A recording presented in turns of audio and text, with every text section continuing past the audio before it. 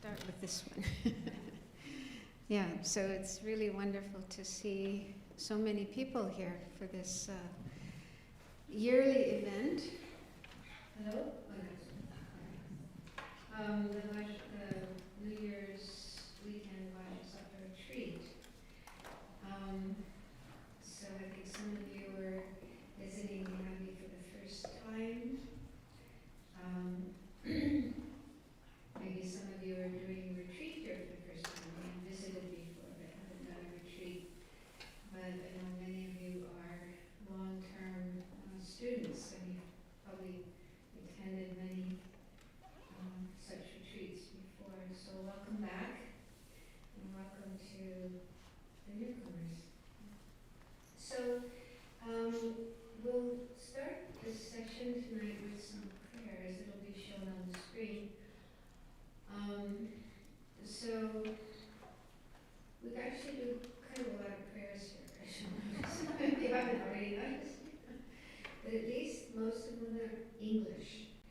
Recently I met somebody who went to a Buddhist center to attend a medicine Buddha practice. And the whole thing was in Tibetan. And there was no English translation at all. So she sat there like having no idea what was going on. So at least we try to do our prayers in English so that you can at least understand the words. And the prayers themselves have a lot of meaning. So it can take time to really understand what they mean. But yeah, if you want to follow along with the prayers, the purpose of the prayers is to help us generate positive states of mind, to get ourselves into good states of mind for what we're doing here. And so it's completely optional if you recite the prayers or not. That's up to you.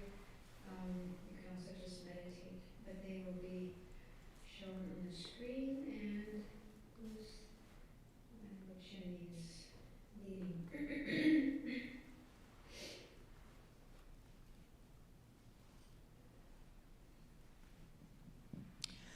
To the teacher endowed, transcendent destroyer, oneness God, foe destroyer, completely and fully awakened one, perfect in knowledge and good conduct, one gone to bliss, nor of the world supreme guide of beings to be tamed. Teacher of gods and humans, to you the Buddha endowed, transcendent destroyer, glorious conqueror, Shakyamuni, I make offerings and go for refuge.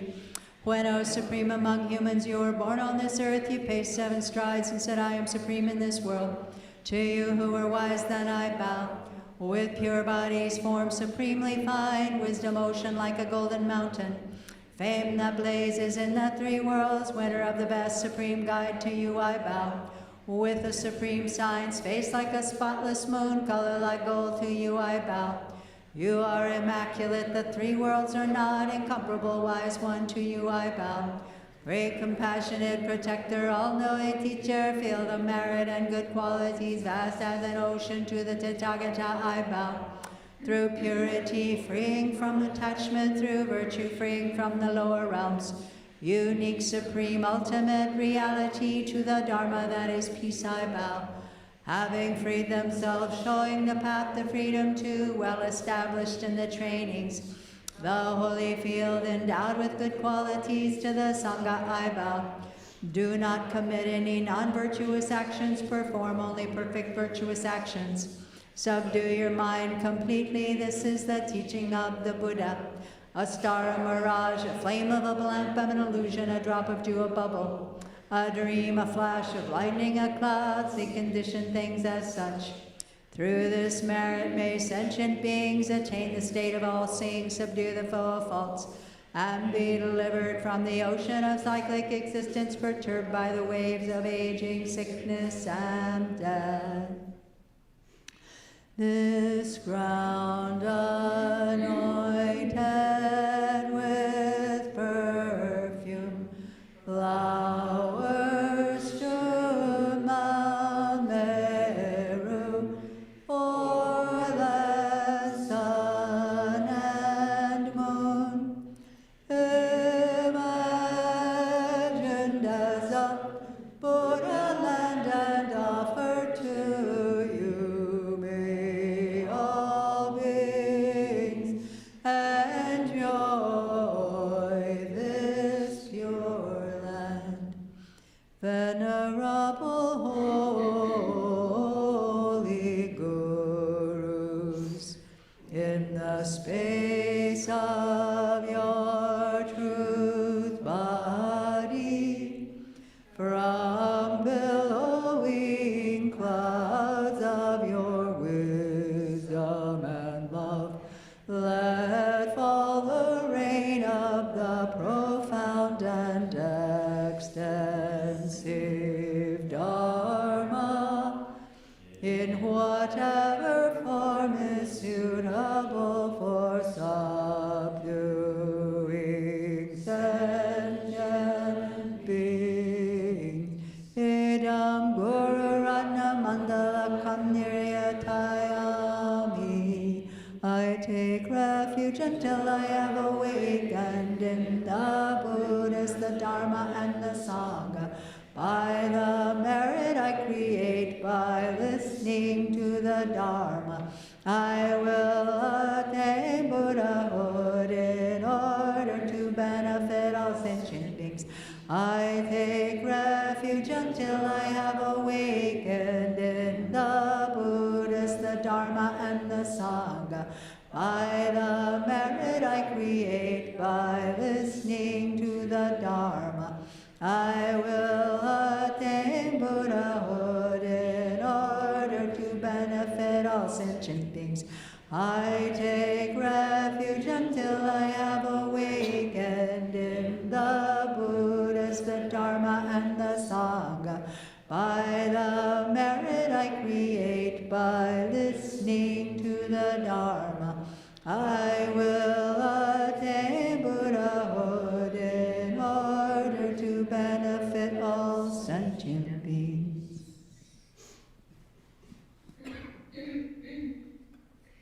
So let's do a little bit of meditation to set our motivation for being here for this retreat. So first, spend a few minutes just sitting quietly. Sit in a comfortable position.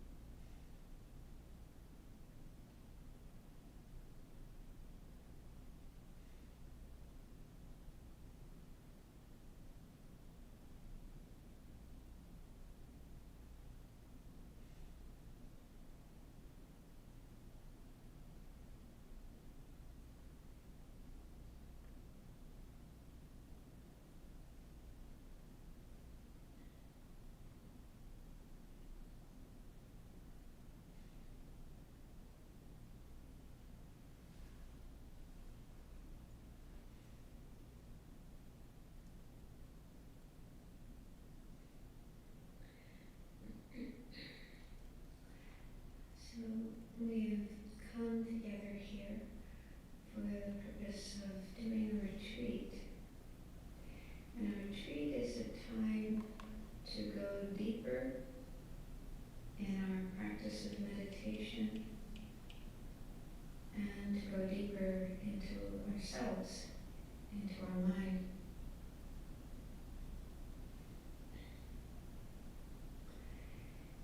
And we can say that the essence of Buddhism is working on our mind to bring about a positive transformation of our mind.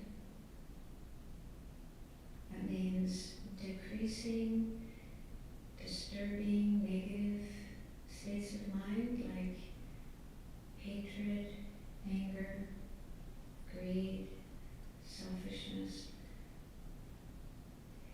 and increasing positive, beneficial states of mind like love, compassion, patience, and wisdom.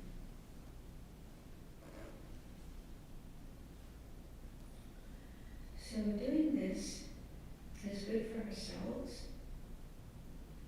We'll have more happiness, more peace of mind. Our relationships will go better. And even our health will probably improve. But it's also good for others, because we'll be less likely to do hurtful things to others, cause problems for them, and more likely to do things that are helpful for them.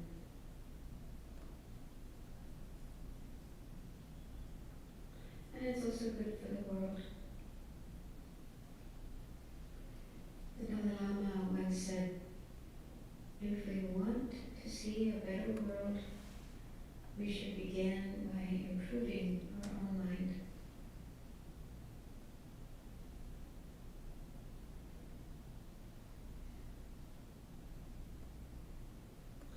So generate the wish, the aspiration to engage in this retreat for the benefit of all beings, yourself and others. And those of you who are familiar with the bodhicitta motivation, you can include that as well, thinking that you're here in order to create the causes to become fully enlightened, a Buddha, in order to be the greatest possible benefit for all beings without exception.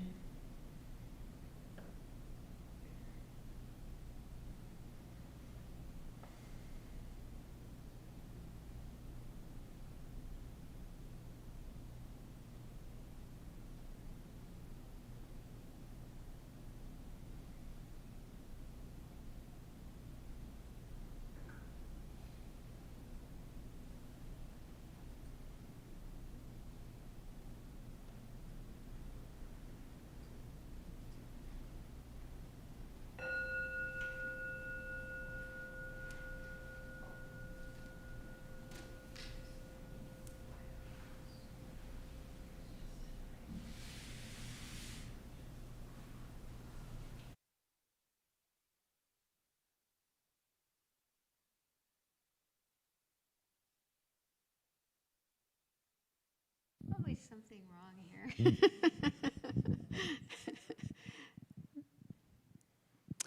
Okay. So this is an Abbey tradition. I don't know when it started. When was the first Vajrasattva retreat?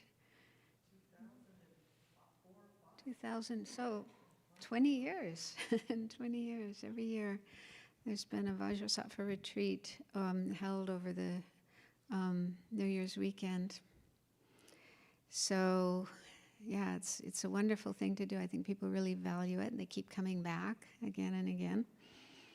And then for those who are coming here for the first time, then yeah, I think it takes a lot of courage to come for a retreat, where you have to get up early in the morning, keep silence, do a lot of meditation, And this is New Year's weekend, when probably most people are partying, sleeping late, watching football.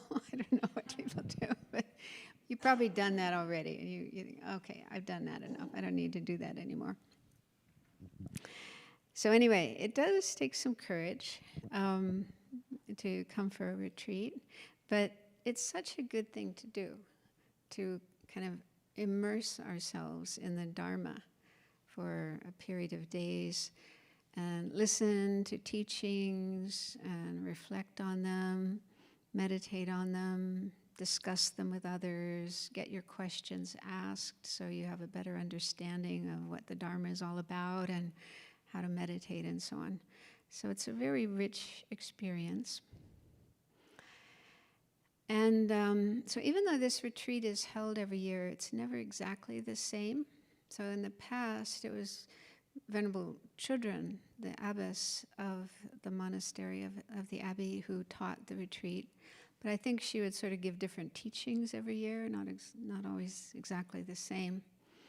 And then for the past few years, she's been traveling in Asia, so I've been asked to lead the retreat. And I've also been giving different teachings every year. So for this year, I thought to focus on two themes. One is purification, which is the purpose of Vajrasattva practice. And then the other theme I thought to talk about is the four immeasurable thoughts: love or loving kindness, compassion, joy, and equanimity. So part of the time I'll be talking about, purifying our karma and so on, and part of the time I'll talk about how to cultivate these four beautiful thoughts. And one reason I thought to choose that is because the four immeasurables is because this year's winter retreat, so the residents here in the Abbey do a 3-month retreat over the winter. And some other people join from afar. They do retreat from afar. So maybe some of you are planning to do that as well. You do at least one session a day on your own, wherever you are. And for this year's winter retreat, the practice is white Tara and the four immeasurable thoughts. So people are meditating on both of those. But I was also thinking that I think the four immeasurable thoughts provide a nice complement to purification practice, because when we're doing purification, we tend to focus on bad things, the bad things we've done in the past and are maybe still doing now. And so, it's not such a pleasant thing to think about, and it can give rise to unpleasant feelings towards ourselves. Although we really shouldn't be doing that. That's not what we should do. But it can happen that we kind of feel bad about ourselves, feel guilty, feel ashamed, and so on. But yeah, I will talk about that as we go along, how to deal with those kind of thoughts, those kind of feelings in case they arise.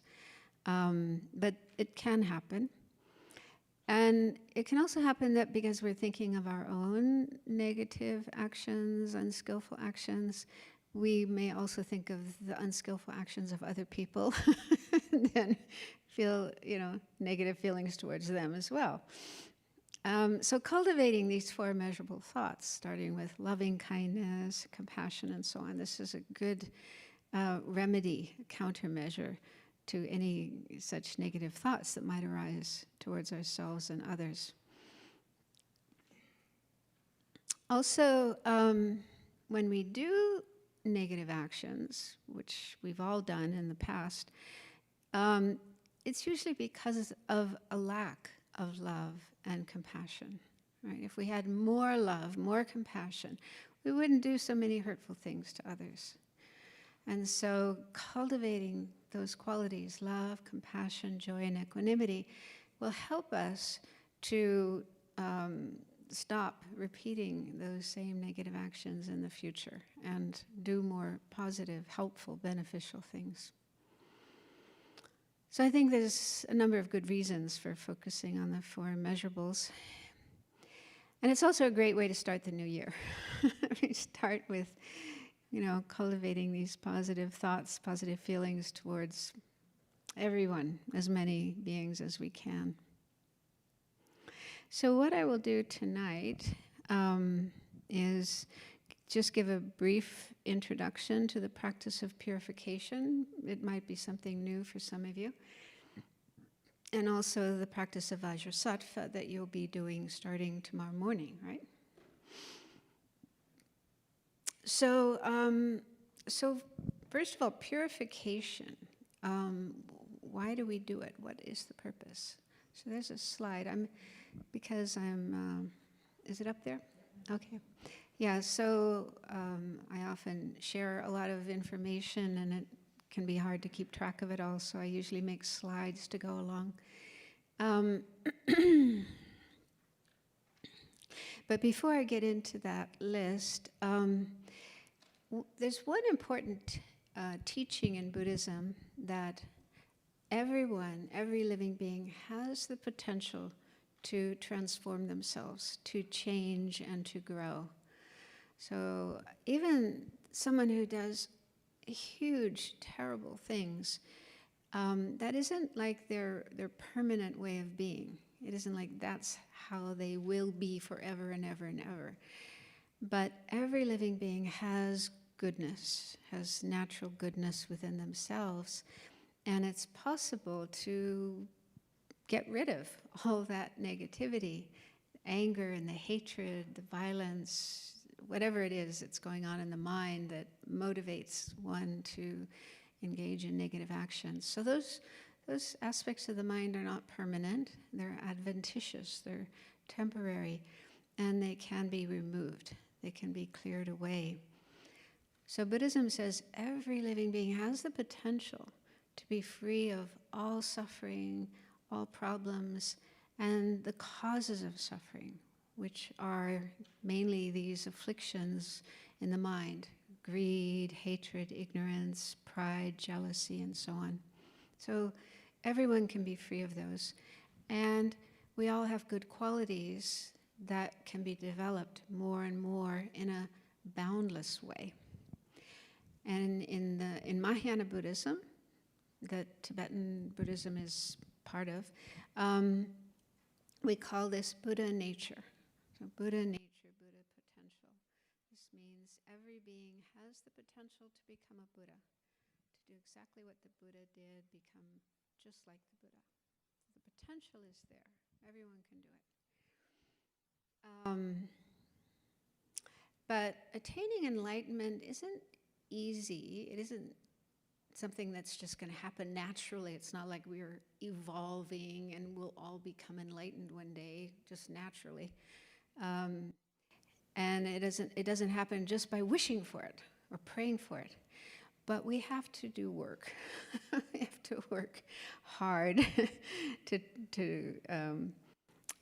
develop our mind to that point. And one of the things that we need to do is purification, which is clearing away, purifying, clearing away imprints left by our past negative actions or negative karma. And if those are not cleared away, then they can lead to problems and suffering. And they are also obstacles for our spiritual development, for our manifesting our Buddha nature, becoming a Buddha. So that's the ultimate long-term purpose of purification, is to clear away these obstacles to our spiritual development towards enlightenment. But there are other reasons for doing purification as well that are more short-term. So now we can look at the list on the slide. So this is just my own list that I came up with, but it's based on what I've studied, for many years in the Buddhist tradition. So avoiding suffering and problems in future lives. So I'll talk tomorrow about karma, I'm not going to go into that tonight. It's very complex.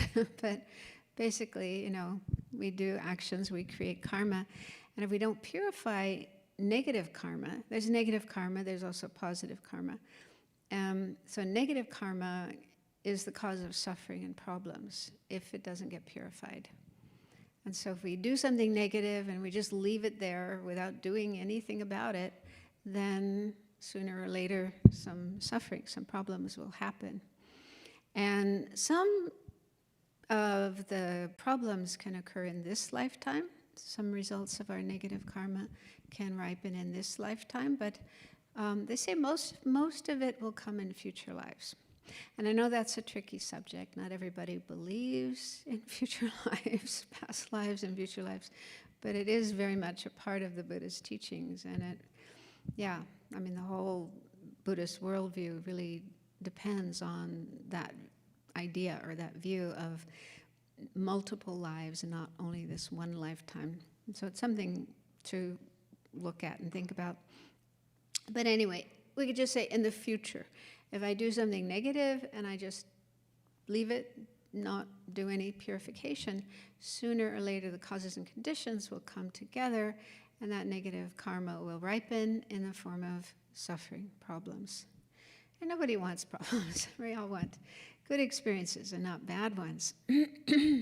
So this is one reason to do purification, so that we can avoid suffering and problems in the future, this life as well as future lives. And then the third point is to remove obstacles to spiritual growth, so we can develop good qualities and realizations.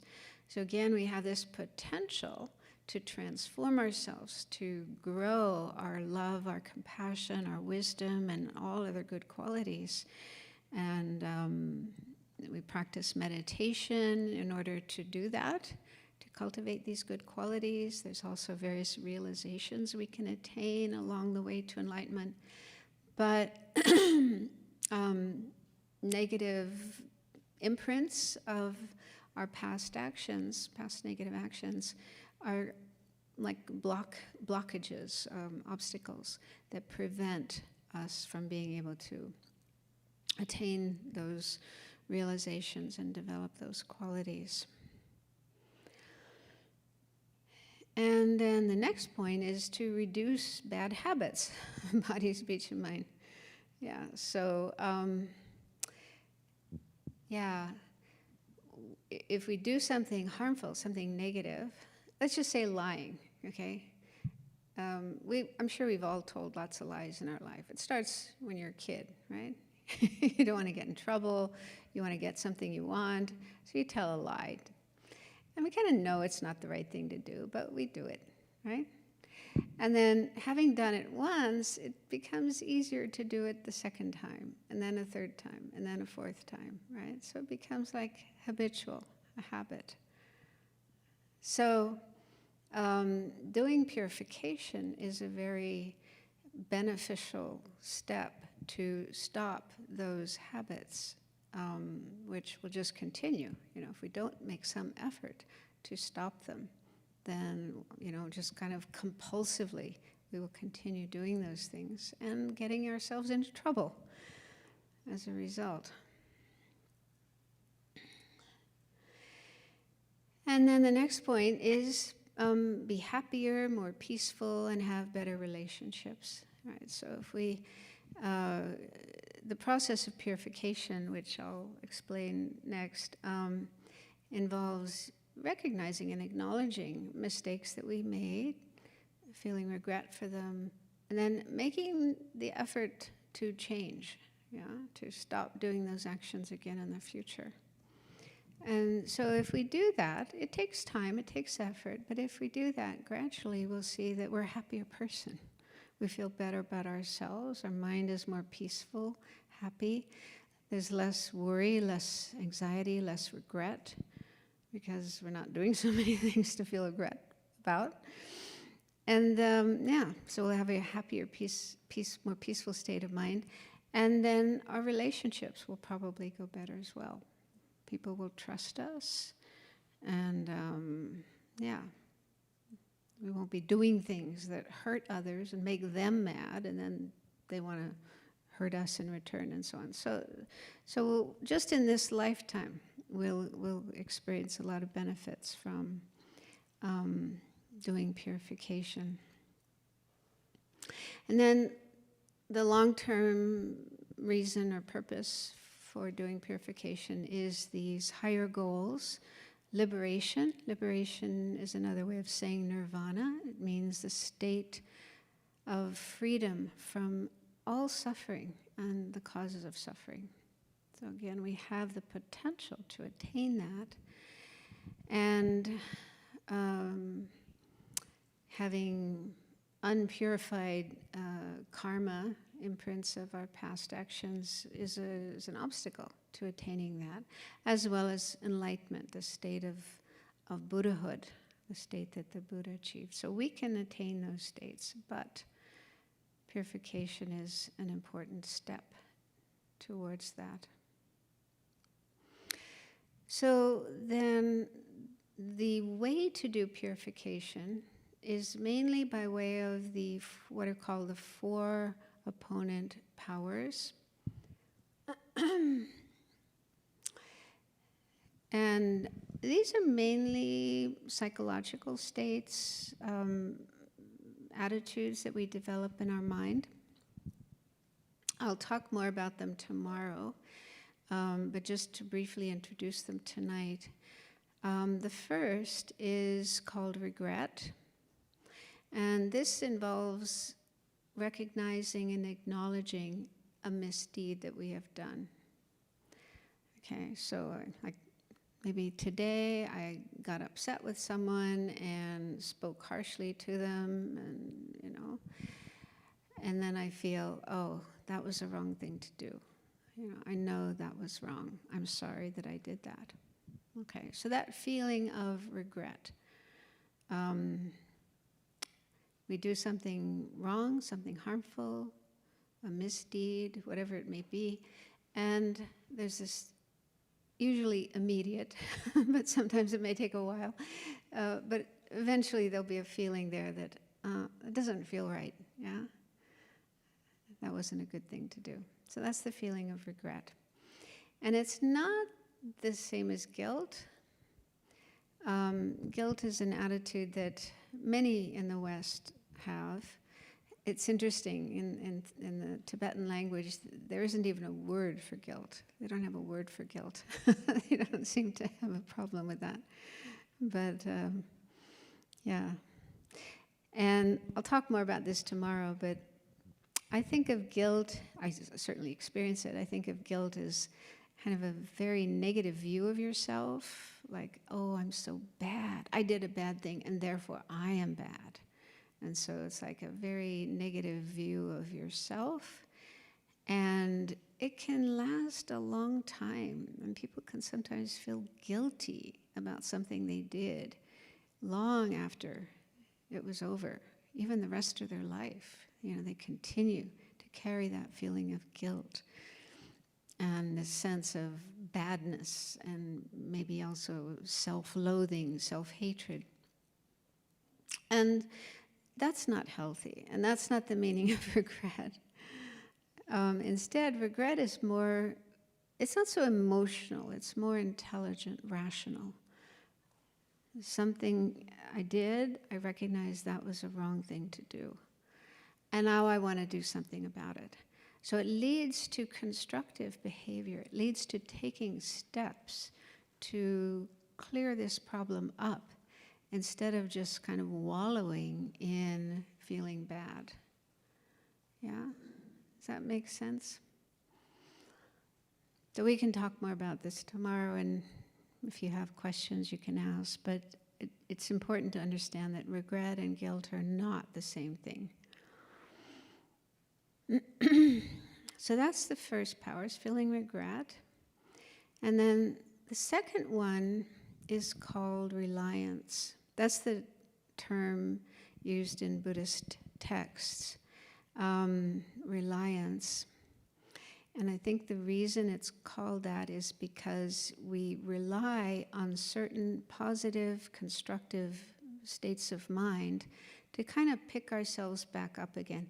Because when we do something wrong, a misdeed, it's kind of like falling down. It's like we trip and fall down. And we want to pick ourselves up again, get back on our feet. So to do that, we rely on, in the Buddhist context, for those who are Buddhist, two main things. One is taking refuge, which is a step people take when they have learned about Buddhism and decided that this is the path they want to follow. Then they make a commitment to following the Buddha's teachings. So refuge is mainly a state of mind, but there's also a ceremony that you can go through to make that commitment with a teacher. So it basically means the attitude that says, I like the Buddha. I can see the Buddha has a lot of good qualities, a lot of wisdom, and that he can help me, and I need help. I need help, and the Buddha is someone who can help me. So you come to that point where you really feel convinced about that, and so you want to follow the Buddha. And so that's one of the attitudes involved in this second step, is kind of renewing your refuge in the Buddha and his teachings and the Sangha, the three jewels of refuge. And then the other attitude is compassion for sentient beings, because often things, wrongdoings that we do are in relation to others. We hurt them, we lie to them, we cheat them, we hurt them in different ways. And that's because of a lack of compassion. So to clear up those kind of actions, we renew our compassion. We remember our commitment to developing compassion and acting in a compassionate way towards others, which basically means not harming others. So that's the traditional way of explaining this second point. And Venerable Chödrön calls this second power repairing the relationship with those that we have harmed. So again, the harmful actions, negative actions we do are often in relation to others. We hurt others, we let them down, we cause problems for them. And so to clear those negative actions up, we renew our commitment to acting non-harmfully and compassionately instead. Yeah, so we want to repair whatever harmful actions we've done in relation to others. And then another way of thinking of this second power, because I'm often in situations where I'm teaching new people who aren't yet Buddhist, or maybe not becoming Buddhist, but interested in learning about it. And so to make this second point more universal and applicable even to those who are not Buddhist, then I explain this second point as restoring our values. Because I think everybody, whether they're following a religion or not, has certain values that they live by, like wanting to be honest, truthful, wanting to not hurt others. Yeah, so many people have those kind of values. And we sometimes, break them, don't go along with them. Causes and conditions happen, stuff happens, as they say. And so it's not the end of the world. We can remind ourselves of the values that we try to live by, and then renew our commitment to those values, kind of getting ourselves back on track instead of going off the track that we want to follow, renewing our commitment to whatever way we want to live. So those are different ways of thinking about this second power. The third one is called remedy. And this involves doing something constructive, positive, virtuous, in order to counteract the misdeed. So having done something wrong, something negative, we create this negative energy. And to counteract that, to balance that, we do something positive, something constructive. And for Buddhists, there are different practices that we can do, such as the Vajrasattva practice. So Vajrasattva is one of the recommended practices to do if you want to purify some negative action that you've done. But there's other things that can be done as well, like reciting sutras, meditating on loving kindness. And in fact, it's said that any virtuous, positive action can be used for this third power. So you could make a donation to charity, or do volunteer work. So anything that's positive and constructive could be done for this third one. And then the fourth power is, sometimes it's called resolution or commitment or determination. I like to use resolution because then it's like the 4 R's, easy to remember, the 4 R's of purification. So anyway, this fourth power involves making a commitment to not do the same action again. Yeah. So if you are sincere, you know, like that example I gave, if I really sincerely regret having spoken harshly to someone, then it makes sense that I try not to do it again, right?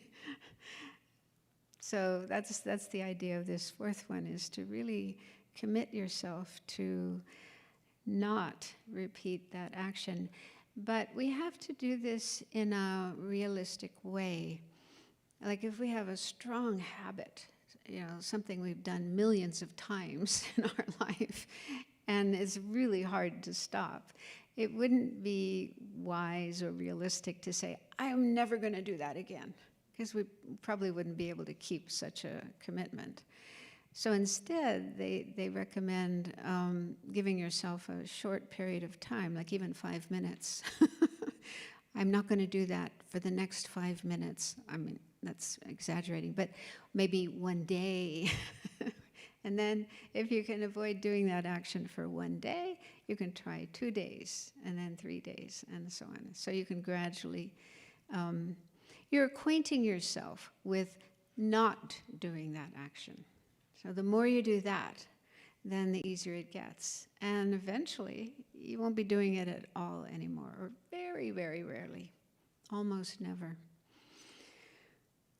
Yeah, so it's said that if we apply these 4 powers, then there's no negative action that can't be purified. Nothing so bad that it is impossible to purify. So everything can be purified. But we do need to be sincere about these 4 steps. And it's interesting, the traditional teachings on purification don't mention apologizing. They don't say, oh, go and apologize to the person you've hurt. I've never heard that, right? I don't know why that is. But nevertheless, even if it's not mentioned, it is a good thing to do. I guess maybe sometimes it isn't possible. The person we harm may already be dead. We can't really apologize to them. But if the person is still alive and it is possible to make an apology, then that is a good thing to do. Yeah, so that will help to repair the relationship as well. And then you can also think of ways to make amends if you harmed them or harmed their property, then to offer some compensation, buy them a new thing that you broke, and so on. So those are good things to do. But this is more in terms of our karma, like apologizing and offering compensation to someone you've harmed is repairing that relationship with that person. But that may not clear up the karma.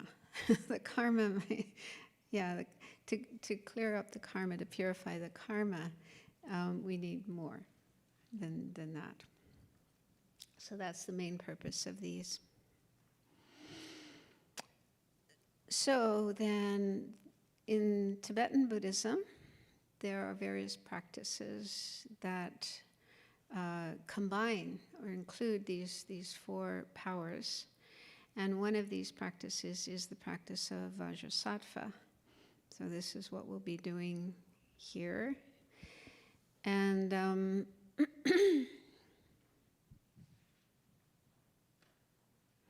so I thought to just, does everyone have a copy of the practice? It's in these red prayer books.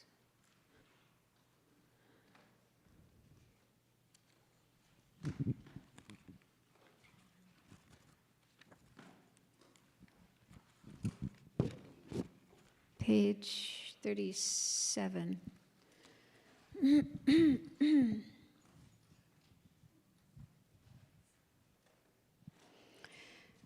So I'll just go through it quickly tonight, because you're going to start doing it tomorrow morning. And for some of you, I'm sure some of you are familiar with the practice, but if you're not familiar with it, it's good to just have a little explanation. And the four powers that we just looked at are in the practice. There are headings showing them. And the order of the four powers is often varies. So for example, it starts with the second power, the power of reliance. So they don't always have to come in this exact same order. So the power of reliance involves taking refuge and generating bodhicitta. But first, we visualize Vajrasattva. So in Tibetan Buddhism, it's actually part of Tibetan Buddhism is Vajrayana. It's a form of Buddhism, a form of Mahayana Buddhism called Vajrayana, also called Tantra. So this practice is coming from that tradition. And in that tradition, there's a lot of visualization used. Visualizing different, sometimes they're called deities, but they're actually enlightened beings, Buddha figures. So Vajrasattva, you're probably wondering, who is Vajrasattva anyway? So he is a Buddha. An enlightened being. He has all the realizations, all the qualities of a fully enlightened being, just like Shakyamuni Buddha. And I haven't come across any story about Vajrasattva, like a biography.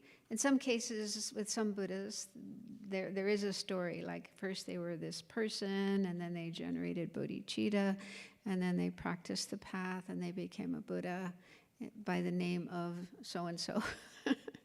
I haven't come across any such story about Vajrasattva.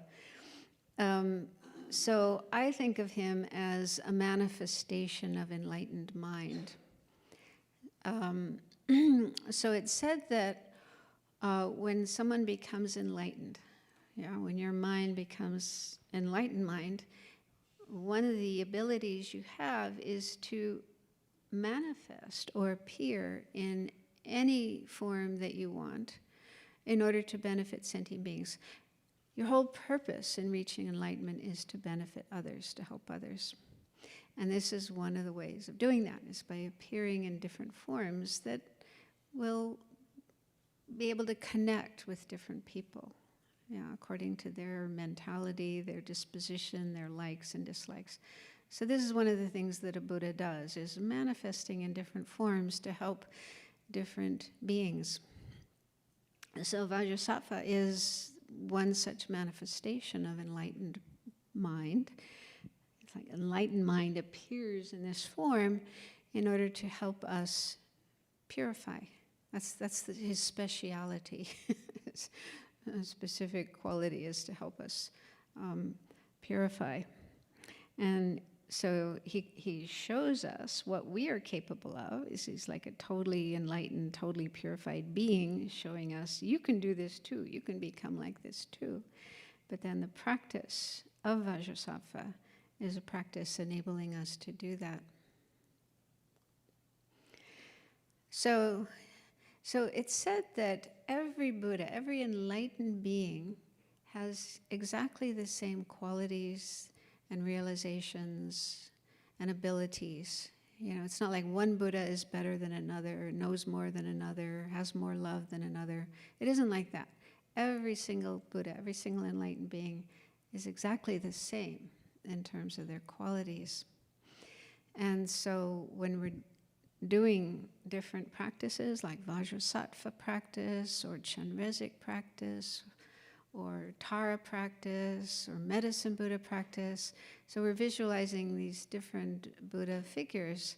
They look different on the outside, right? They have sometimes different colors, holding different things, sitting in different ways.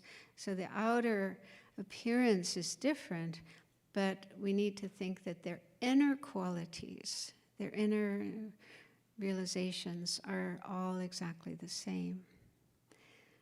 And that might take some time to get used to. And I was trying to think of a sort of everyday example to help us understand that. And what popped up in my mind was marzipan. I don't know if marzipan is very common in America. It is in Europe. Yeah, it's very common in Europe. And so I don't know what it's made of. Almond paste, very sweet, yeah, very sweet. But it can be molded in different shapes. So just not long ago, I was in Spain, and I was in a place where they're having some festival, and they were having all these marzipan fruits. It was marzipan, but in the shape of bananas and oranges and apples. And so people were giving these to each other, and I got a box of these. It's like, so they're really cute, you know. They're painted, they have different shapes, different colors, but they're all made of marzipan. So they all taste exactly the same. So if that might help in thinking... Thinking about the different Buddhas. They look different on the outside, but their qualities are all exactly the same. So when we connect with them, we get the same benefit, kind of like having the same taste. Yeah, I suppose you could use some other example like chocolate or like cookie dough. You know, you can make it in different shapes, but it's basically the same stuff. Okay, so so first is visualizing Vajrasattva. And some people have easy time visualizing. They're able to visualize, but a lot of people can't. And so if you have difficulty visualizing, don't worry about it. Just do the best you can. And what I usually tell people is, if you can't really see the image of Vajrasattva, you're seeing it in your mind, not with your eyes, but it's like with your mind, you're seeing this image of Vajrasattva. But if you have difficulty doing that, don't worry. Just try to feel that he is there, to feel his presence. So we visualize Vajrasattva above our head, and not sitting right on top, but a few inches above. And there's a lotus, white lotus, with a moon disk. You can see the picture here, and I think, do people get pictures? Anyway, there's a picture here in the book. So that's the seat for Vajrasattva, a lotus with the petals sort of opened up, spread out, and then a moon disk, and then he's sitting upon that, and his legs are in the full lotus position, and there's different ways that he's depicted. In this book, his hands are crossed like that. What is in the Tanka? Also crossed?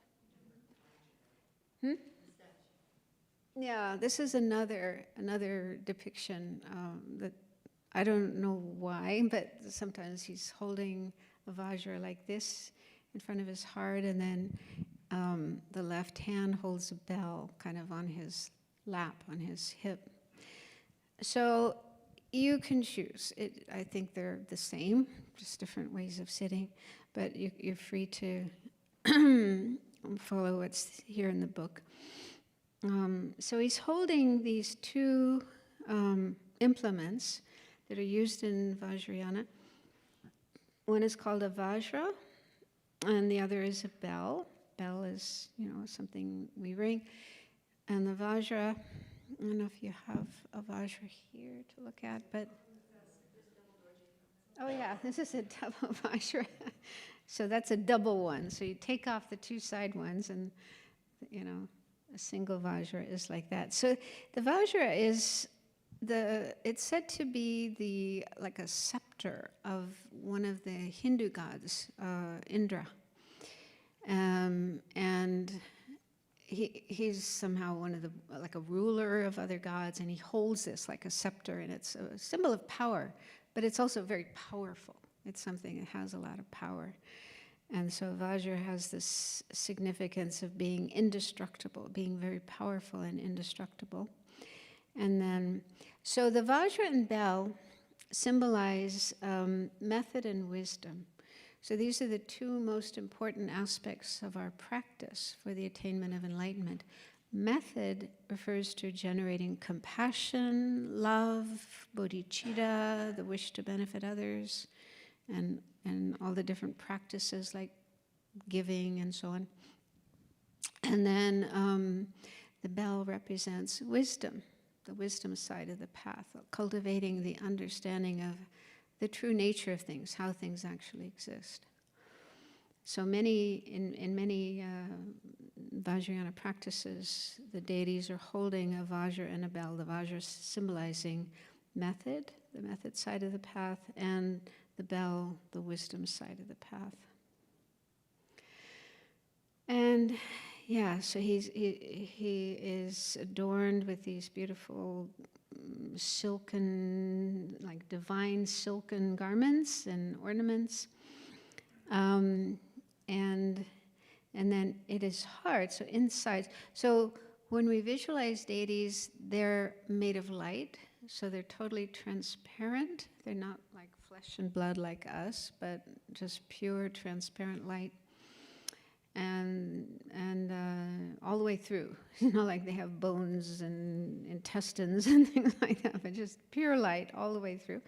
So then at the heart chakra, there's a moon disk, like a flat disk, and in the center of that is this syllable hum.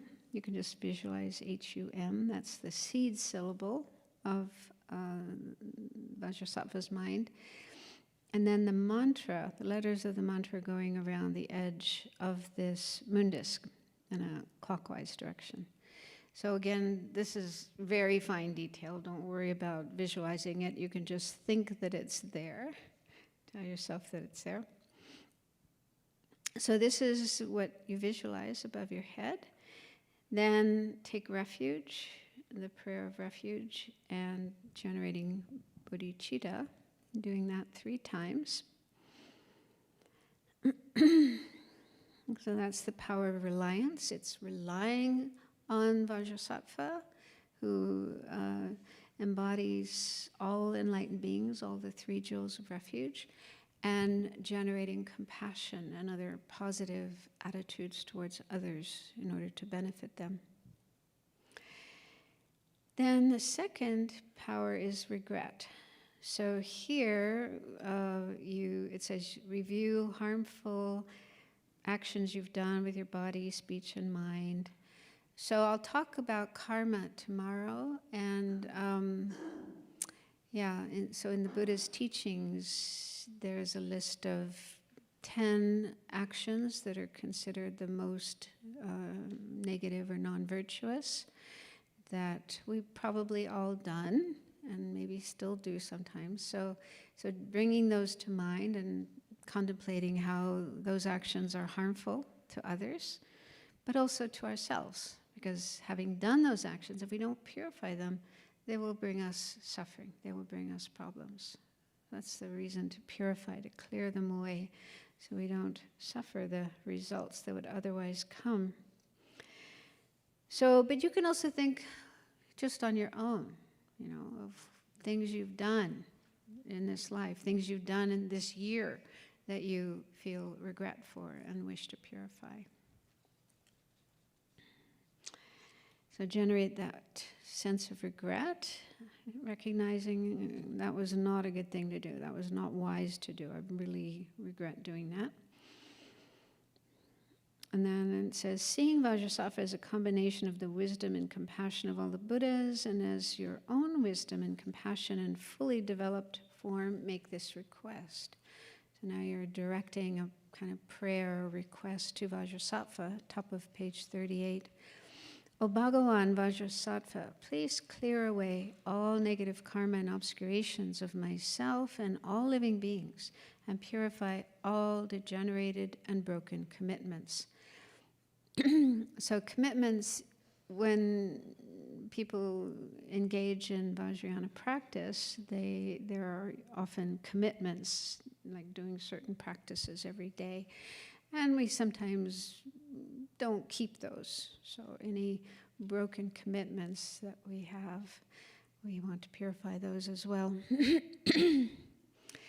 That's the power of regret. Then next is the power of remedy, or here it's called remedial action. So this is doing something positive, something constructive to clear up that negative karma. So here, I won't read every word, but basically you visualize that first light goes from Vajrasattva's heart, where there's the home. It goes out to all over the universe and requests the Buddhas to give their inspiration. And then from all the Buddhas, rays of white light come, and the essence of that is all their qualities, their knowledge of body, speech, and mind. So all those good qualities of the Buddhas and enlightened beings come and absorb into the home at Vajrasattva's heart, as well as the mantra around the edge of the moon disk. And then they radiate light, filling his body, and then they flow down. So you visualize that from the home and the mantra at Vajrasattva's heart, there's a kind of a waterfall of light and nectar, white in color, very pure, and it's coming into the top of your head and fills every part of your body. So you could think of a shower. Those kind of showers that, the shower head is right above your head instead of over here, right there. You can imagine yourself in the shower and just that, all that water coming. When we take a shower, it clears off the grime and the grease and the sweat of the outside of our body, but doesn't go inside. So this is like an internal shower going inside and clearing out all the negative energy in our mind. So you visualize that, and then recite the mantra. So let's do the mantra 3 times together. Some of you may not have done it before. It takes a while to learn, but you'll learn. By the time you end the retreat, you'll know it very well. So I'll say it slowly, and you can just follow along with me. Om Vajrasattva Samaya Manupalaya Vajrasattva Teno Patita Tido Me Bhava Sutokayo Me Bhava Supokayo Me Bhava Anurato Me Bhava Sarva Siddhi Me Prayatsa Sarva Kama Suksa Me Sitam Shriram Kuruhum Ha Ha Ha Ha Ho Bhagavan Sarva Tathagata Vajramame Muns Vajrabhava Mahasamaya Sattva Ahum Pe Om Vajrasattva Samaya Manupalaya Vajrasattva Teno Patita Tido Me Bhava Sutokayo Me Bhava Supokayo Me Bhava Anurato Me Bhava Sarva siddhi me prayatsa sarva karma sutsame Sitam shriram kuruhum ha ha ha ha ho Bhagavan sarva tathagata vajramame vajrabhava maha samaya sattva ahum he. Sorry, I needed to Om Vajrasattva Samaya Manupalaya Vajrasattva Tino Patita Tido Me Bhava Sutukayo Me Bhava Supokayo Me Bhava Anurato Me Bhava Sarva Siddhi Me Prayatsa Sarva Karma Sutsame Shiram Kurupam Ha Ha Ha Ha Ho Bhagavan Sarva Tathagata Vajramame Vajrabhava Mahasamaya Sattva Ahum He. So this is Sanskrit, or Tibetanized Sanskrit. And people always like to know, what does it mean? What am I saying? So over on page 41, there's a kind of translation of the mantra, so you can read that on your own if you're interested what the words mean. And there's a summary of the meaning on the bottom of page 42. So the usual number of recitations is 21 per session.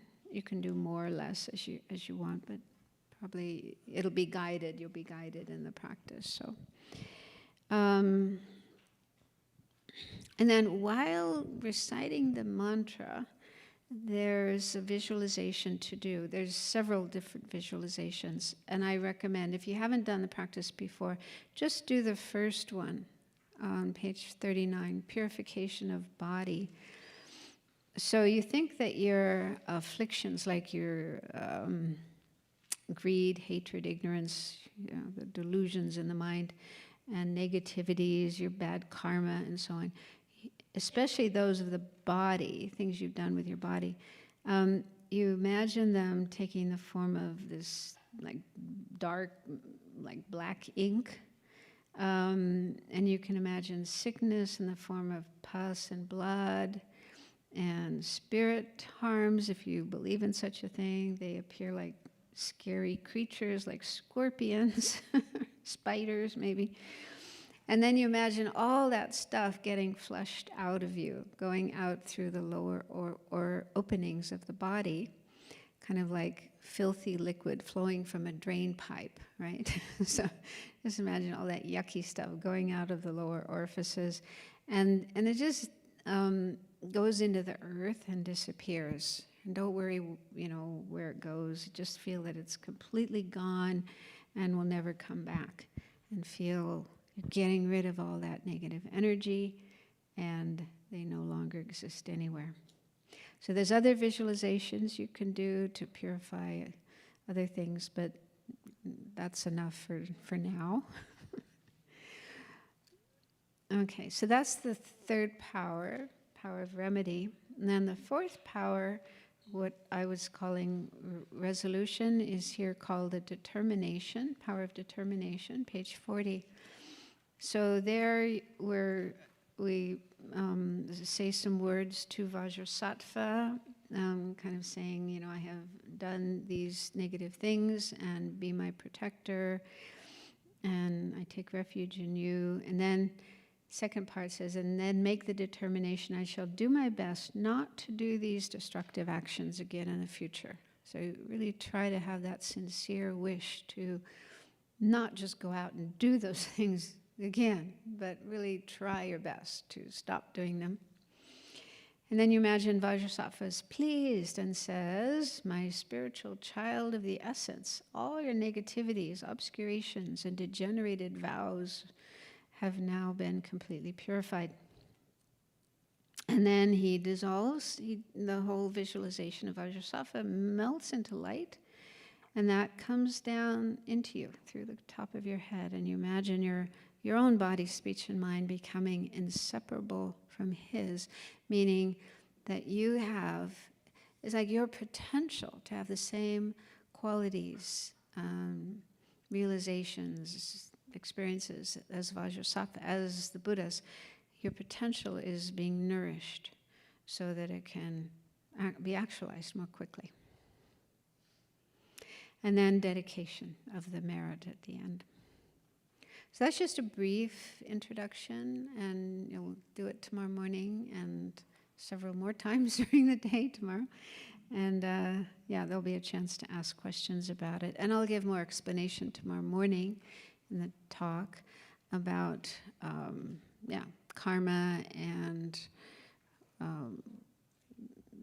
different kinds of negative actions we may have done that we need to purify.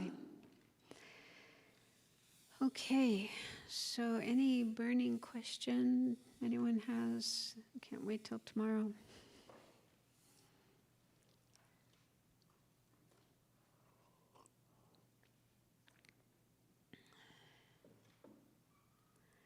Maybe you're ready for bed. Well, probably many of you traveled today, right? So you're probably quite tired. And so tomorrow, yes. Hear me? Yeah. I've had this question asked to me and I couldn't answer it. The difference between liberation and enlightenment. Could you... I saw the look on your face. Sorry. No, I'm joking. Well, it is a little tricky because the word enlightenment can also be used for liberation. So in some of the Buddhist texts, treatises, they use the word enlightenment, and it can refer to nirvana, like a follower of Theravada Buddhism wanting to attain nirvana. So the term enlightenment can refer to that state that they attain, but it can also refer to Buddhahood. So to be really specific, like in our tradition, Mahayana tradition, what we aim for is Buddhahood. It's the enlightenment of a Buddha. It's sometimes called in Sanskrit Samyak Sambuddha, meaning fully enlightened, fully complete Buddha. So it is a higher state than nirvana. But yeah, liberation and nirvana are the same. Yeah. But then the other tricky thing is nirvana and liberation also apply to the Buddha's state. I mean, the Buddha has also attained liberation and nirvana, but a somewhat different kind of liberation and nirvana. It's kind of complicated when you go into the philosophy of Buddhism, but yeah. Okay, thank you. So liberation mainly means freedom from suffering and the causes of suffering, like the afflictions, greed, hatred, ignorance, and so on, and karma. So you're free of those things. You don't have to take rebirth anymore. You don't have to suffer anymore. You're free. But then Buddhahood is beyond that, is higher than that. Okay, so we'll dedicate the merit of this session, and then I'll see you tomorrow. So tomorrow I'll come at 9 and give more teachings.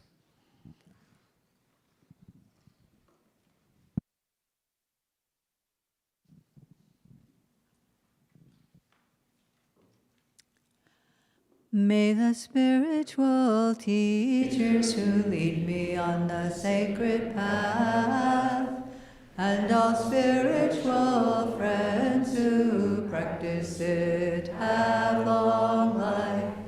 May I pacify completely all outer and inner hindrances. Grant such inspiration, I pray. May the lives of the venerable spiritual mentors be stable, and their virtuous actions spread in the 10 directions.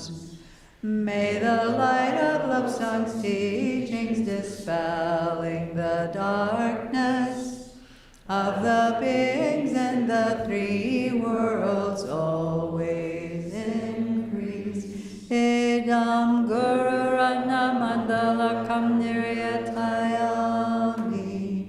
Due to this merit, may we soon attain the awakened state of Guru, that we may be able to liberate all sentient beings from their suffering.